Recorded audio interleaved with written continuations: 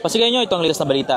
Isang bagong programa sa pabahay ang inulunsad ng pamahalang lungsod ng Pasig sa pangunguna ni Konsehal Raymond Francis Kiko S. Rustia sa ilalim ng Ordinance Number 76 Series of 2024 na layong bigyan ng pagkakataon ang mga informal settler families o ISFs na magkaroon ng maayos, ligtas at abot kayang tirahan sa mismong loob ng lungsod.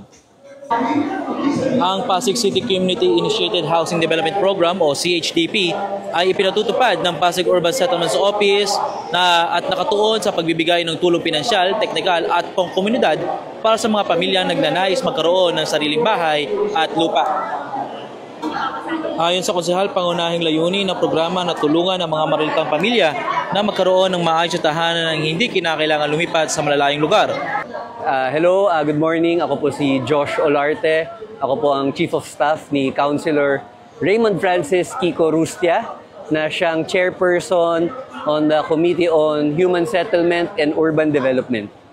Sir, pakikwento naman po kung ano po yung nangyayari ngayon dito. So ito po ay ceremonial signing ng Ismar Neighborhood Association or ang HOA, ang Homeowners Association dito sa Ismar, kung saan pipirmahan na po nila ang kanilang kontrata at papalibreng notaryo ng ating lokal na pamahalaan ang kanilang mga dokumento na nagpapatunay na sa kanila na ang kinatitirikan ng kanilang mga bahay dito sa likod sa Ismar.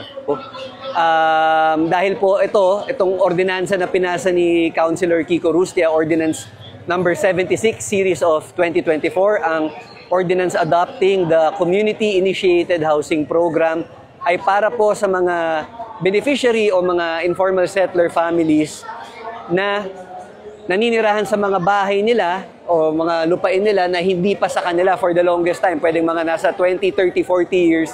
Pero nag-assist ang ating Pasig LGU sa pagbili ng lupang ito at dahil dun sa programa o sa ordinansang pinasa ni Councilor Kiko, ay pwede na nilang hulugan ang kanilang mga lupa. So naka-stretch po ang programang yan up to 25 years at mag-a-assist po ang ating local government kung mahirapan po sila sa pagbayad nito. So pwede po natin silipin yung ordinance na yan. Downloadable po yan sa ating Pasig website, sa ating disclosure portal. So hindi ko po ma-explain ng buo yung ating laman ng community housing development program, pero napakaganda po nito. 619 families. 619 families po ang makaka-avail. So actually, pwede ko na pala bigay yung mga requirements dito. So ang ating community-initiated housing program, ang layunin niya, number 1, tumulong sa mga pamilyang maralita na makakuha ng bahay at lupa. Number 2, magbigay ng abot kayang hulugan na walang interes. Napaka-importante po niyan. Number 3, suportahan ang mga homeowners at neighborhood association nang hindi lalampas sa minimum wage. Magbigay ng tulong pinansyal at technical na mga benepisyo sa ating mga Pasigenyo na ISF. Sino ang pwede mag-apply? So, Filipino citizen at residente ng Pasig na hindi bababa sa 1 year. May regular or informal na kita, hindi lalampas sa minimum wage. Number 3, nakatira sa lupa o bahay na walang titulo o karapatan para dito.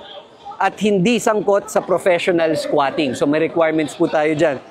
At ano mga kailangan nila? Application form, mula po ito sa puso, sa Pasig Urban Settlements Office. Affidavit of income, patunay na ikaw ay may hanap buhay. Barangay certification at certification of indigency sa barangay. Yun. So, yun ang mga requirements. So, pwede mag-coordinate sa puso para dito. Para makapag-apply, kailangang Filipino citizen at residente ng Pasig na hindi bababa sa 1 taon, may regular o informal na kita, at hindi lalampas sa minimum wage. Dapat ding malawak o walang hawak na sariling titulo ng lupa at hindi sangkot sa professional squatting.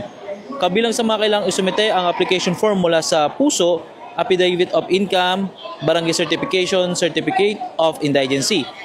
Para sa kukuha ng lupa, walang interes ng hulugan sa loob ng 25 years at may 1% penalty lamang kung mahuhuli ng buwanan sa pagbabayad. Kapag nakalampas sa 5 buwang tuloy-tuloy na hindi nakabayad, automatikong makakansela ang award at mananatiling pagmamayari ng lungsod ang lote hanggang sa mabayaran ng buo. Sa programang ito, patuloy na pinututunayan ng lungsod ng Pasig na tunay na umaagos ang pag-asa sa pamamagitan ng pagkakaloob ng tahanan at pagkakataon para sa bawat pamilyang Pasigueño na mangarap at magsimulang muli.